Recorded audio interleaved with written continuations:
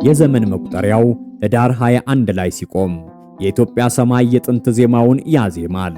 ይህ ቀን የኦርቶዶክሳዊት ተዋሕዶ ቤተክርስቲያን ልጆች ከልባቸው ጥልቅ ስፍራ የሚፈልቅ መንፈሳዊ ጉዞ የሚጀምሩበት፣ ታሪክና ምስጢር በአንድ ወንዝ ተቀላቅለው የሚፈሱበት መንፈሳዊ በዓል ነው።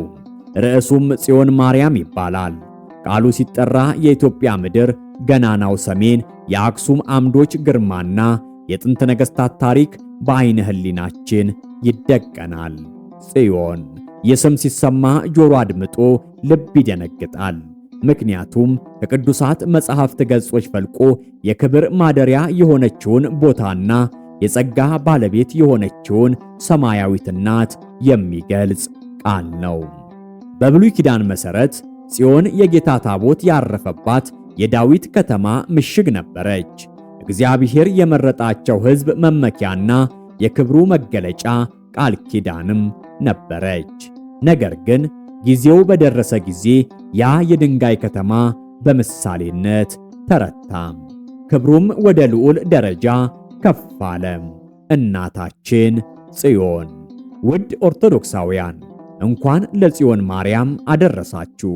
ሚዲያችንን ሰብስክራይብ በማድረግ አገልግሎታችንን እንደምትደግፉ በቀና ልቦት በመተማመን የዛሬውን መሰናዷችንን እነሆ።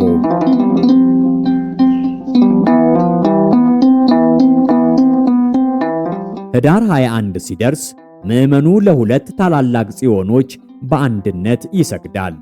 አንደኛዋ የኢትዮጵያ ጽዮን የትግራይ ግርማዊ ምድር ላይ ቆማ ያለችው የቃል ኪዳኑ ታቦት ማረፊያ እንደሆነች የምትታመነው የአክሱም ጽዮን ናት። ይህች ጽዮን በታሪካችን ውስጥ የነጻነታችን ማህተም፣ የሃይማኖታችን ጽናትና የብሔራዊ ማንነታችን አምድ ሆና ኖራለች። ህዳር 21 መከበሩ ታቦተ ጽዮን ወደ ኢትዮጵያ የገባችበትን ዕለት በማሰብ የታሪክን ምስጢር ከመንፈሳዊ ቅድስና ጋር የሚያዋህድ ድንቅ በዓል ያደርገዋል። በዚህች ጽዮን ቅጽር ውስጥ የኢትዮጵያ ሕዝብ ለ3000 ዓመታት ያህል ታሪካዊ ክርና ሰማያዊ ተስፋን አያይዞ ኖሯል። ታቦተ ጽዮን በክብር ተሸፍና እንደምትቀመጥ ሁሉ የሕዝቡም ልብ በምስጢራዊ ደስታ ይሞላል። ሁለተኛዋ ግን ከድንጋይና ከጥበብ ሥራ የላቀች የሰማይና የምድር ጽዮን የሆነችው የእግዚአብሔር ማደሪያ ድንኳን ቅድስት ድንግል ማርያም ናት። የጥንቱ ታቦት በወርቅ ተለብጦ በሙሴ እጅ ተሰራ፣ የሕጉን ጽላት በውስጡ አዘለ። ግን ይህቺ የአዲስ ኪዳኗ ጽዮን የሰማይና የምድር ፈጣሪ የሆነውን ቃልን ራሱን እግዚአብሔር ወልድን በአካሏ ለ9 ወር ከ5 ቀን ተሸከመች። ክብሯ ከቃል ኪዳኑ ታቦት ሁሉ ይበልጣል። ጽዮን ማርያም ስንል የምንናገረው በደመና ተሸፍኖ ወደ ምድር የወረደውን የእግዚአብሔርን ሕልውና የያዘውን ንዋየ ቅዱስ ብቻ አይደለም። ይልቁንም ሰው እንዲሆን የፈቀደችውን የመድኃኒታችን እናት የሆነችውን ንጽሕት ልብ ነው።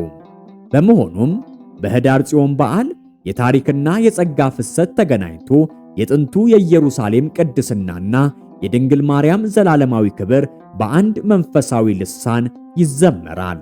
የእመቤታችን በጎነትና አማላጅነት እንደ ጥንታዊ የወርቅ ታቦት የሕዝቡን ልብና መንፈስ በቅድስና ይሸፍነዋል። ይህቺ ታላቅ እናት የጽዮን ስም በብሉይ ኪዳን ታሪክ የነበረውን ግርማ ወደ ዘላለማዊ የጸጋና የምሕረት ትርጉም አሸጋግረዋለች። በዓሉ የኢትዮጵያን ታሪክና የኦርቶዶክሳዊት ቤተክርስቲያንን ቀኖና በአንድ ሰንሰለት አጣጥሞ ሲያስር፣ ትልቁ ትኩረት ግን ወደ አዲስ ኪዳኗ ጽዮን ወደ እመቤታችን ቅድስት ድንግል ማርያም ያመራናል። እሷን ጽዮን ብሎ መጥራት የዘመናት ትንቢትና ምሳሌ ፍጻሜን ማወጅ ማለት ነው። ነቢዩ ኢሳይያስ ስለ ጽዮን የተናገረው ትንቢት የጌታ ክብርና የብርሃን ታላቅነት የሚገለጥባት ተራራ እንደሆነች ቢገልጽም ይኸውም ክብር የድንግል ማርያምን ሕይወትና ሥጋ በመንፈስ ቅዱስ ተጋርዶ አበራ። እሷም የምሳሌው ሁሉ ፍጻሜ ሆነች። የብሉይ ኪዳኗ ጽዮን የቃል ኪዳኑ ታቦት፣ የሕጉ ጽላት፣ የመና ወርቅና የአሮን በትርን የያዘች የክብር ሳጥን ነበረች። ይህ ሳጥን እግዚአብሔር ከሕዝቡ ጋር ያለውን ግንኙነትና ቃል ኪዳን ያመለክታል። ነገር ግን የድንግል ማርያም ማኅፀን ግን ከዚህ ሁሉ ይበልጣል። እሷ በሥጋዋ የወርቅ መና እውነተኛው የሕይወት እንጀራ የሆነው ክርስቶስን ይዛለች። እሷ የሕጉ ጽላት መለኮታዊው ቃልና የዓለም ፈጣሪ የሆነው ኢየሱስ ክርስቶስ ያደረባት አማናዊት ታቦት ናት። ስር ያልነበራት የደረቀች እንጨት በድብቅ ኃይል አብባ እንደተገኘች ሁሉ እሷም ያለ ወንድ ዘር በድንግልና ጸንሳ ያለ ጥፋት ጌታን የወለደች የአሮን በትር ናት። በመሆኑም የእመቤታችን የክብር ስም ጽዮን መባሉ ንዋየ ቅዱስ የያዘች ቤተ መቅደስ ብቻ ሳትሆን መለኮት ያደረባት ቅድስተ ቅዱሳን መሆኗን ያውጃል። በኅዳር ጽዮን በዓል ላይ የሚሰማው ዜማ ስለ አክሱም ታቦት ግርማ ብቻ ሳይሆን ከሱ በላይ ስለሚገኘው የታቦቱን ባለቤት በሥጋዋ ስለያዘችው እመቤታችን ልዕልና ጭምር ነው። ይህ በዓል የምሕረትና የቤተ ክርስቲያን አንድነት መገለጫ ነው። ድንግል ማርያም ለክርስቲያኖች ሁሉ የተስፋ ጽዮን ነች። ጽዮን የሚለው ቃል በዕብራይስጥ ምልክት ወይም ምሽግ የሚል ትርጉም አለው። እመቤታችንም ለዓለም የመዳን ምልክት ሆናለች። በልጇ እምነት ለጸኑ ምሽግና መጠጊያ ሆናለች። ምዕመኑ በኅዳር 21 ቀን ወደ ቤተ ክርስቲያን ሲጎርፍ በአክሱም ያሉትን ቅዱሳን ቦታዎች በልቡ እያሰበ የድንግል ማርያምን በረከትና አማላጅነት ለመሻት ነው። ይህ ታላቅ መታሰቢያ የሃይማኖታዊ ሕይወት ማዕከል የሆነውን ቃል ኪዳን ያድሳል። ልክ እግዚአብሔር ለሕዝቡ በታቦቱ በኩል ቃል እንደገባ ድንግል ማርያምም ከልጇ ለተገኘችው ቤተ ክርስቲያን የጸሎትና የምልጃ ቃል ኪዳን ተሰጥቷታል። ስለዚህ በዓሉ የኢትዮጵያ ታቦትን ታሪክና የእመቤታችንን ዘላለማዊ ምልጃ በአንድ መንፈሳዊ ድባብ የሚያገናኝ የሕያውነት የቃል ኪዳንና የመጠጊያነት በዓል ነው።